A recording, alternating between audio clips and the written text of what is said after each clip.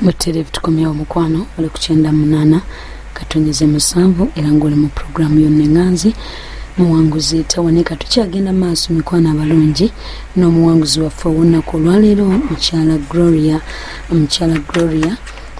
kulabako bwe tuli naye era nga nzikiriza nti abaana abasoma wonna wooli n'abazadde tulina we tugenze era bingi betweyongera kaakano okutegeera n'okubikkulirwa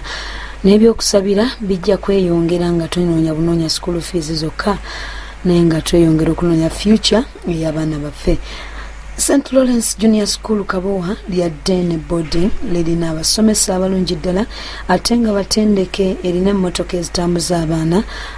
abalya bulungi ebisulo bya mulembe ekifo kisirifu ate nga kigazi bulungi. Basangibwa Kabowa ku Church Zone era nga baga ku Gabunga Road. Bayita abazadde baleeta abaana okwewandiisa kugenda mu maaso okumanya ebisingawo kuba ku ssimu zino wammanga 077420506 oba 077420506. Tukyagenda maaso n'omuwanguzi waffe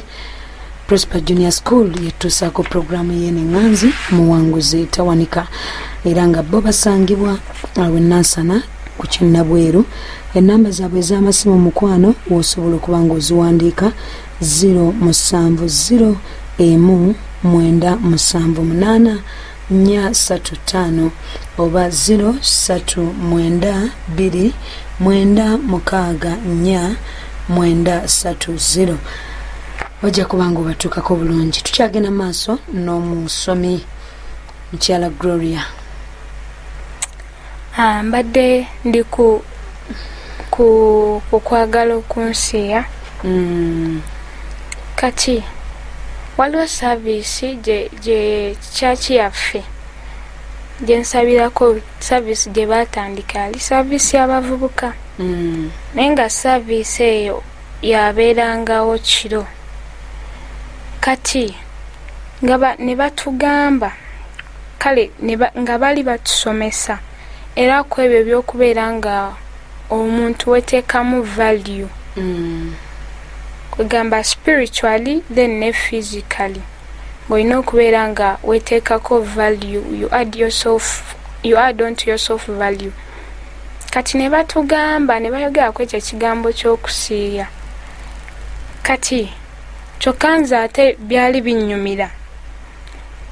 kati ne batugamba nti nno like omuntu okusiiya kwegamba kiba kikumalamu ekitiibwa kiba kikubwebuula kale ate nze jjukira kyali kinnyumira ate nga n'oluusi nkisaba nokisaba nga nsaba Mukama emu ku prayer request yo ng'era before nga sinakutambula ngamba Mukama nyamba nga mugamba Mukama nyamba at least nfuneyo basatu bwe bati bajja kummala nga mba mpulira essanyu n'emirembe nga ndaba kituufu siina kati kikyame kati katugende mu maaso. Kwegambe bakutegeezanga nti oli wa mulembe oba onyumye kati awo nga neeyongera okufuna amalala neeyongera okukola biki byonna byonna naye waliwo ono omukwano gwange nagambyeko gwe bayita trust waliwo students conference emu gye baategeka awo mu 2017 nga banaatera okuddayo okusoma kati naŋŋamba jangu tugendeko ku kyaki Emutundu kuba Emutundu nali mpulirayo kuva buto naye nga sigendangayo kati kolo olunaku lwe najja leeti najja nga Pastor Tom ali ku kituuti naye bwe natuuka bwe nti nga yakatuuka ku kituuti nayaniriza ab'obujulizi abaana ne bajja ne bawa obujulizi kati naye nga buli obujulizi bannange nga balinga abayogera ku nze nga ndaba abaana balina ebintu bye boogera naye nga babisumululwamu okuyita mu kusaba okwabeerangawo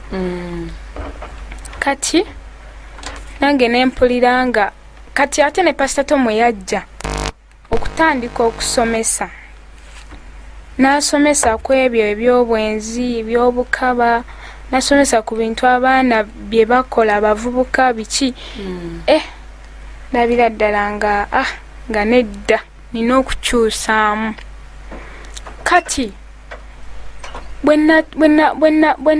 nalabira ddala nti nina okukyusaamu ebintu ebyo nentandika obbikyawa neneeyongera obbikyawa nembikyawira ddala neŋŋamba Gloria olina okufuuka omuntu omujja nga luli we watandika ng'okyali muto kuba bwe nali nkyali muto nali mpeereza bulungi Mukama nga siina kinnemesa kyonna nga buli kimu nkikola mu butuufu bwakyo naye ate nenkula kwegamba omulabe n'atuuka akaseera n'antemako n'ansalako kati neŋŋamba nina okuddayo nembeera kwegamba omulokole omutuufu naye tewali muntu n'omu yali akimanyi ng'ab'okusomero bekka be bamanya bye nali nkola kati then senior 5 we naddayo ne bampa obukulembeze mu Scripture Union bali basoose nagaana chairperson eyaliko yali asoose kugaana ku ebyo background like legacy gye nalekawo mu senior 4 ng'agamba ono bamumanyi yali akola bino yali akola biri na biri naye nga omanyi Katonda aba yakuyita kati waliwo oyo omukwano gwange Emily gwenkugambyeko gwe nafuna mu senior 5 nga ngenze ku ssomero kati naye bamulonda yabeere chairperson ze mbeere vice mwagendera mwonna ku ssomero lyerimu ze mbeere vice naye kati we yaddayo kubanga jjukira nagambye ye yali mulokole nnyo n'akisabira kati we yakisabira mu kiro Mukama n'amuwa ekirooto nga kiraga nti yenze alina okubeera chairperson owa Scripture Union nze alina okuddira chairperson abaddewo mu bigere kati we yaleetera ono chairperson abaddewo n'akigaana n'agamba nedda tebakkiriza nti wakyuka nga tebakikkiriza nti nakyuka n'agamba gwe beera kubanga yali mukwano gwange nnyo nga tutambula ffenna n'aŋŋamba leka ono abeere gwe kale obeere vice neŋŋamba nze nga sirina mu buzibu neŋŋamba kale ne tugenda mu maaso ne tuweereza nga Katonda ku ssomero naye ng'abaana neera tebakikkiriza nti nakyuka nga bagamba waagwe weekwese eyo oliyo buliyo kaseera tukuwaddemu just wiiki 2 wavuddeyo waka nga bakubuuliridde biki gukyakulimu nga bagamba gwe katukulindemu ogenda mumala okomewo oddemu ebintu ebyo wakolanga tukumanyi ssebo teweekweka eyo nze nga sirina kyembagamba nga ntandika kuweereza nga bwe nina okuweereza nga tutambuza Scripture Union kati then nekituuka ekiseera ono omuwala gwe baateekawo Emily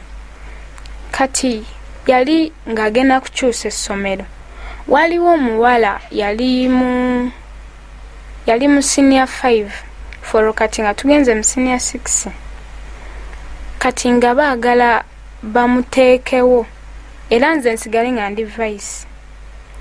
ye yabaakulembera kati naye jjukira ekirooto kyali kiraga yenze alina okukola ki okubeeramu omuwala ono yali ategedde amakulu g'ebirooto ye yalinga nnyo mu Katonda yali nnyo mu Katonda era ng'akimanyi naye kati ate oba kyekyatuuka waawo n'ayagala ate ateekewo oli omuwala simanyi kyamuliko kati olw'okubanga ekyoto kyaliwo nga kiraga yenze alina okubeerawo ono omuwala ate gwe baali bayagala okuteekawo ku bukulembeze naye n'agenda n'akyusa essomero kati ng'ekisigadde option esigaddewo yenze nzekka Katonda ng'ebyo byonna apanga kati era byakkakkana nga nze akoze ki nze afuuse omukulu nentandika okutambuza obuweereza naye obuweereza obwo mu kusooka tebyali byangu nnyo kubanga abaana baali era bakyala bakiri eri ekifaananyi ekirala nensaba mukama neŋŋamba mukama akikyuse akyuse endowooza zaabwe kwegamba batandika okulaba kino ekiriwo si ekyaliwo nga mpulira kinnuma nga mpulira kinyiga muli ekyo ne kinnyongera like okwennyika mu Katonda neŋŋamba mukama nino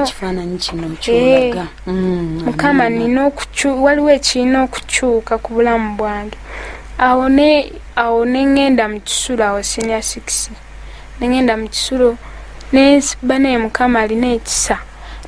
nensigala nga nsaba nga nsiiba kati jjukira oli eyali mentoring ate ye nga yagenze kati nga ndiwo nga ndi ku lwange nze alina okukulembera ate bano abalala naye ate nga nange alina okukulembera nga munange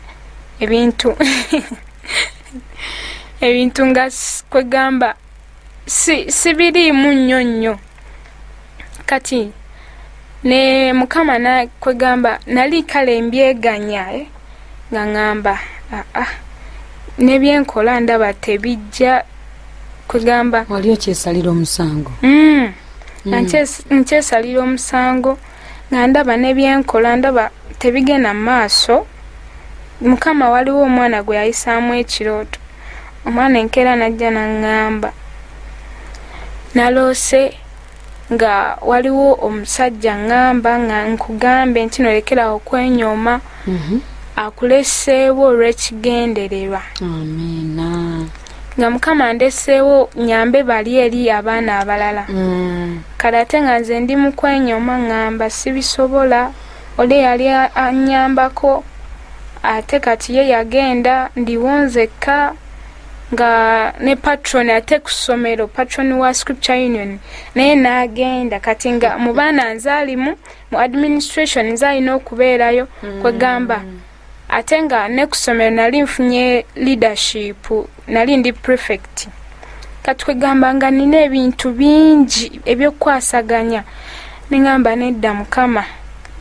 olina okunyamba ku buweereza buno kubanga sagala bubeere ate ng'obuweereza obwa bulijjo yadde biri byaliwo fine naye Katonda nsaba oteekewo ekisa kyo kwegamba nembeera nga nsaba nentandika okusiiba waliwo metron gwe twalina yali mulokole nannyambangako bambi netusabanga ffenna kwegamba ebintu ate nebitandika okukyuka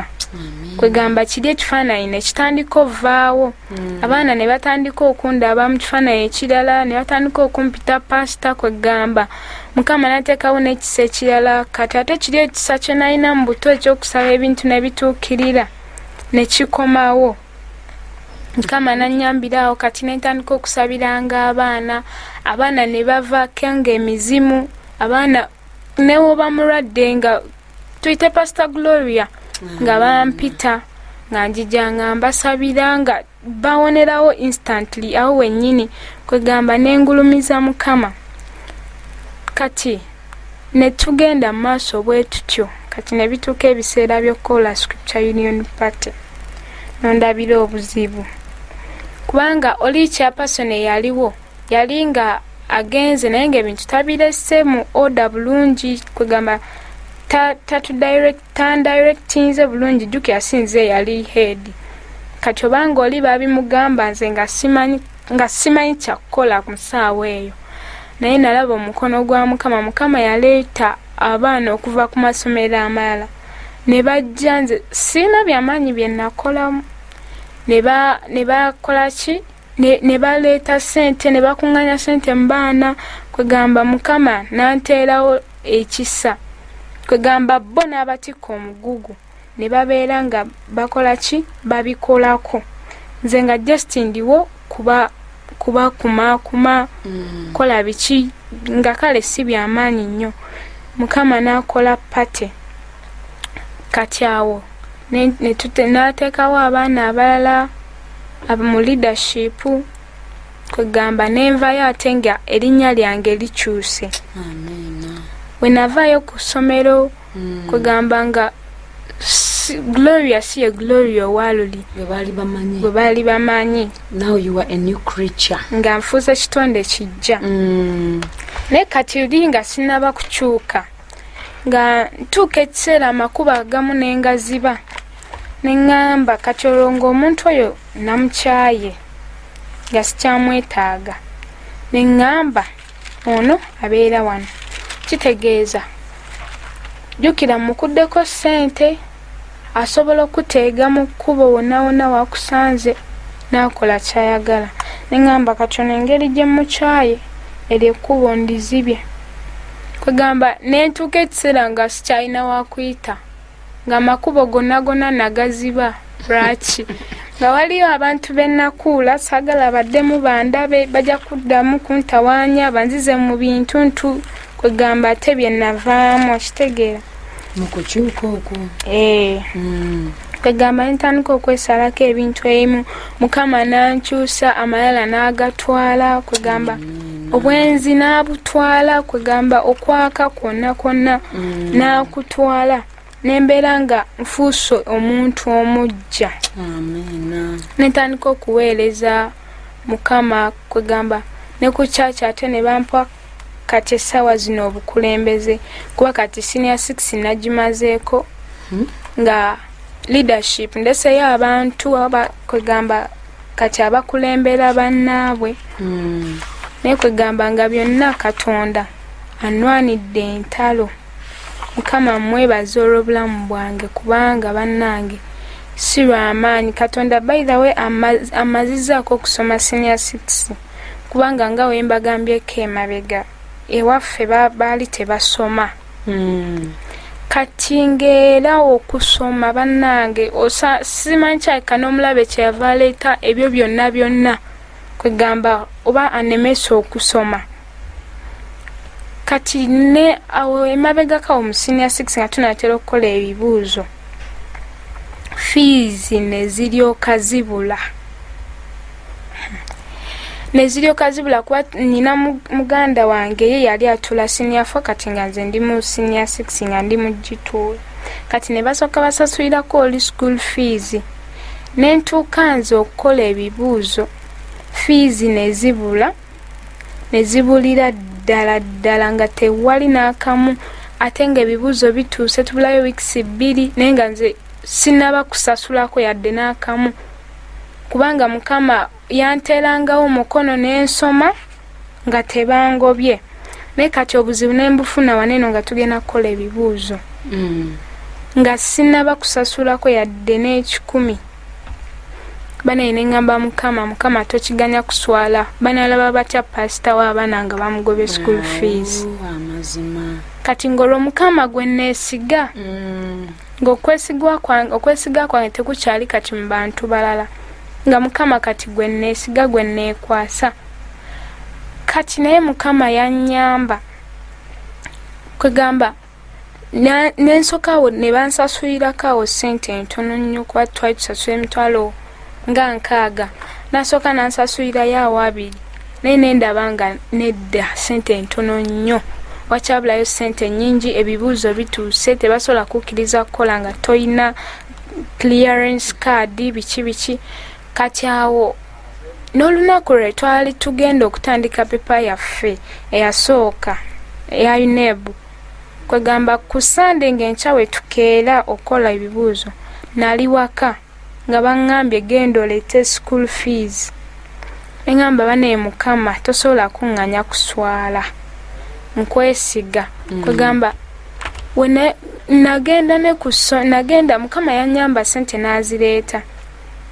naye ssente kale fine zajja late kuba zajja nga ssaawa emu kitundu ate nali mu kisulo nga ssaawa emu kitundu tebasobola kukkiriza kuyingira geeti ate nga nina okwebaka mu ssomero nga geeti bagigala 12. Neŋŋamba Mukama oba kyoba ki nina okuyingira essomero nina osula ku ssomero ntuuke enkya neme kubeera ku paniki kubeera nga seetegese bulungi kwegamba nina okubeera nga ebirowoozo byange biri wamu.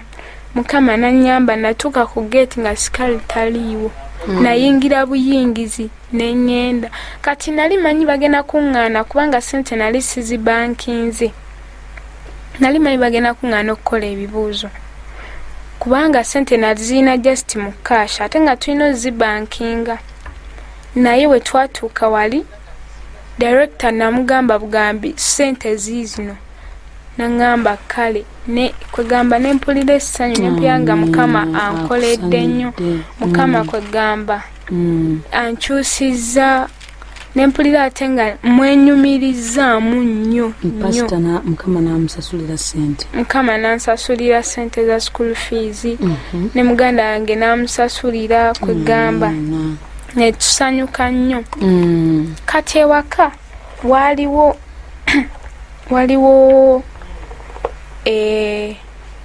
nzijukira waliwo olunaku lumu najja ewa pastor Tom ne batusomesa ku biki ku myoyo gya Namuzinda biki kati ewaka eyo twalinayo emmese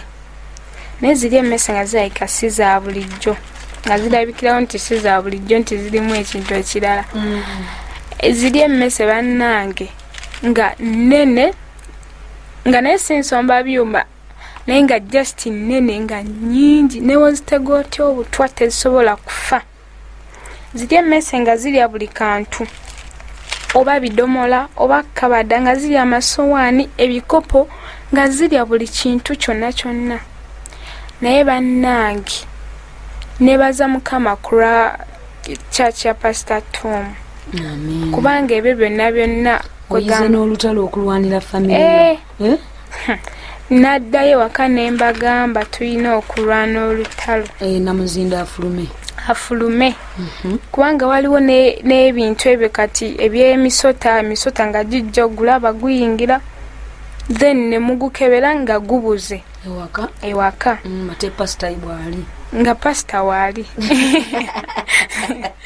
nga pastor wali pastor Gloria wali kati nga nentandika kwegamba okuyiga okusaba neneyongera okukugguka omukusaba nensaba netusaba kwegamba nabo ate ne babeera nga ne beeyongera okunenyumirizaamu ewaka kwegamba nga balaba ate kati omuntu ali responsible omuntu kati kwegamba amanye nnyo mukama kwegamba wenajja wanewa pastor Tom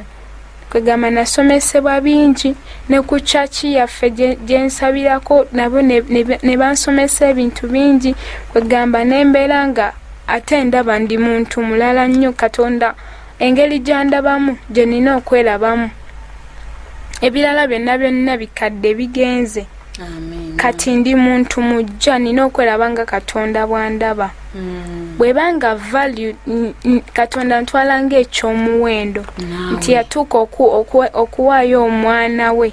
alokole nze kitegeeza we yaweerayo kiri kitegeeza ali alina ekirala kyayagala ate ekyomuwendo kati neŋŋamba omuwendo ogwo nina nange okugwerabamu ekyo kyekijja okunfuula omuntu ow'enjawulo kwegamba nempulira ate nga kwegamba njagala nnyo Katonda kwegamba Katonda nkoze bulungi nnyo n'okusingawo bwe ndowooza ate nga nekyemanyi akyayongerera ddala okunkolamu omulimu era nenkubiriza abaana abali eyo abavubuka nga nze mwesibe Katonda temumuvaako temumuleka banaye abazadde tufe nnyo ku baana okugenda ku chachi kwegamba omulabe sitaani buli kaseera abeera apanga abeerako nebyapanga ate ayagala nnyo kwegamba abaana babasumba kubanga ndi mwana wa musumba dadi wange musumba naye ate kati okusinziirako ebyo bye nali nkola kwegamba byali tebiraga ekyo kwegamba kyenakuliramu era bazadde bange kyebali naye ate nga bo bali tebakimanyi kwegamba n'abazadde mbakubiriza okubeera nga bawakinga abaana baabwe babafolowinga mu buli kye bakola kyonna kwegamba tebabagaanira olwokubalaba nga basiiba mu kkanisa kale katukomawo mikwana mu kaseera kaffe kano akatono nnyo tugende twogere ne Gloria mu kaseera kaffe akajja maaso.